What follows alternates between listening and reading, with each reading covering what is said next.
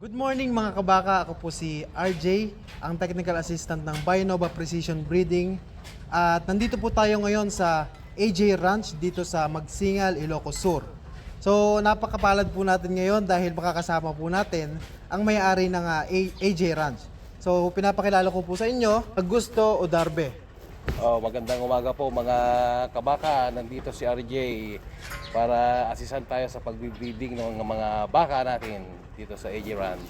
Para po sa mga hindi nakakaalam, hindi ho ito yung first time na pumunta tayo dito sa farm.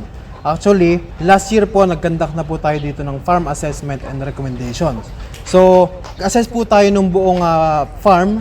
Actually, lahat ng aspect ng farm in-assess natin, magmula sa nutrition, health, reproductive management, at saka facility. So, sa ngayon po, under construction yung facility. So ito na po yung recommendations na design natin. Siguro nag-adjust lang tayo ng konting modifications, no? Ngayon po, bumalik tayo dito sa farm para naman mag-ultrasound examination dito sa mga dumalaga na baka ni Sir Augusto. Okay, sir. First, salamat po dahil nakasama ka po namin ngayon sa interview, no? You're welcome. Apo. Una may tanong, baka naman pwede nyo kaming kwentuhan kung paano ba kayo nagsimula at ano ba yung operations na meron kayo nung nagsisimula mo pa lang kayo? Actually, we started our cattle farming September 2020 sa kasagsagan ng pandemic. Nakita natin yung kakulangan sa supply ng pagkain ng mga kababayan natin. Nung may dalawa kaming baka, binenta namin, meron naman kaming kita. Nainganyo ako. Since then, we started few heads ng mga baka. Backyard farming para lang kami noon. Napataba naman nila. At saka nabenta. Nung nabenta, dumami yung baka. Yung nakitang pera doon, dumami. Bibinenta ko sa mga yung nagbentahan. Bili ko ng, actually, nagdoble yung baka. Hanggang dumami na, nagpatayo ako ng facility, and then after that, di ko na ninasahan na marami na pala. Pero sa awan ng Diyos, nakakasurvive naman kami kahit papaano. Nagmamahalan na yung mga bisero.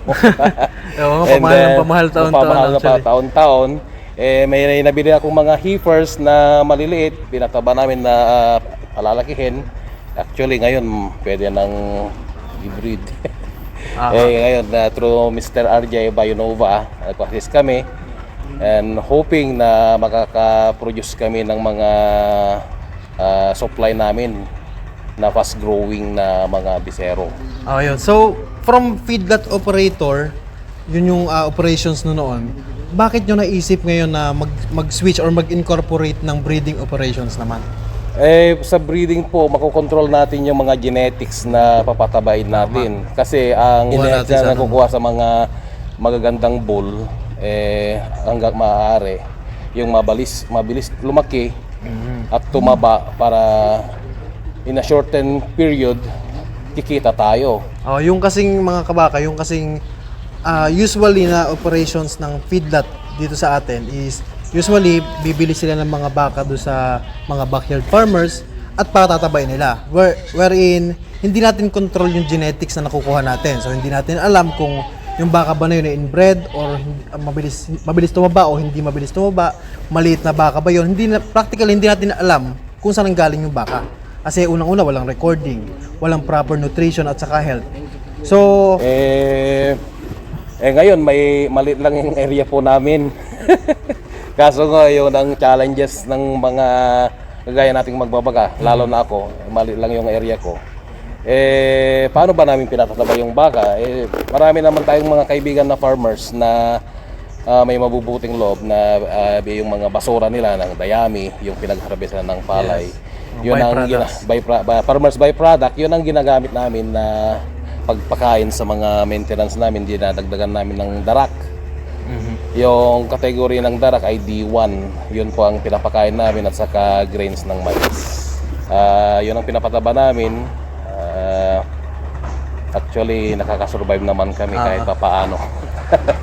So, ayan, ito yung mga yung ultrasound examinations natin, maya-maya sisimulan na natin. So ito yung mga dumalaga o heifers na i-check natin by ultrasound. So total niya na sir ay ilan? 23 heads. 23 heads.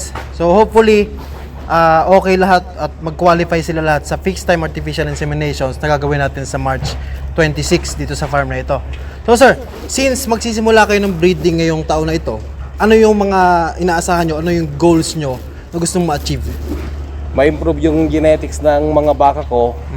Sana makakuha kami ng mga good quality na bull na pwedeng isaksak dito yung mga galing US hopefully o Australia na fast growing na mga baka. Kasi sa operation po namin, fattening po kami. Kung makokontrol namin yung genetics ng yung baka at saka good genetics, bakit naman hindi? In shortened periods, ako nga, sa maikling panahon, kung pwede nating ibenta, kikita na tayo doon. Oo. So, yun ho, no? So, makakamit natin yan through AI kasi pwede tayong mag-incorporate ng iba't ibang breed. Mag-crossbreed tayo ng mga baka na mabilis tumaba, mataas ang fertility, na magko-complement dun sa isa na lang operations which is yung feedlot operation. So, yun sir, maraming salamat ulit. Ano ho yung payo mo sa mga kabaka na gusto magsimula or sa mga kabaka natin na may feedlot operations din pero hindi nagkakaroon ng mga challenges sa ngayong panahon ngayon? Yung advice ko lang sa mga baka natin dyan na magsisimula at saka may operation na nag-struggle sa pagbabaka, magtanim po tayo muna ng pagkain. Tama. Napier o kaya mag-imbak po ng mais o mga silage, mag-silage po tayo, yung pang recommendation ko. Kasi po, habang wala pang baka, mag-start muna tayo doon sa pagkain, magtanim tayo ng maraming, kung may lupain po kayo, magtanim po kayo ng mga raffia, yung mga napier. And then, magpatayo kayo ng facility na komportable yung mga baka, and then bibili tayo ng baka. But again, magtanim tayo ng maraming pagkain, mag-imbak tayo muna, good facility, maganda yung para komportable yung baka at hindi masyadong may stress. Yan. Ultimately, dapat simulan natin yung bago kayo magsimula ng pagbabaka, pag-aalaga ng baka.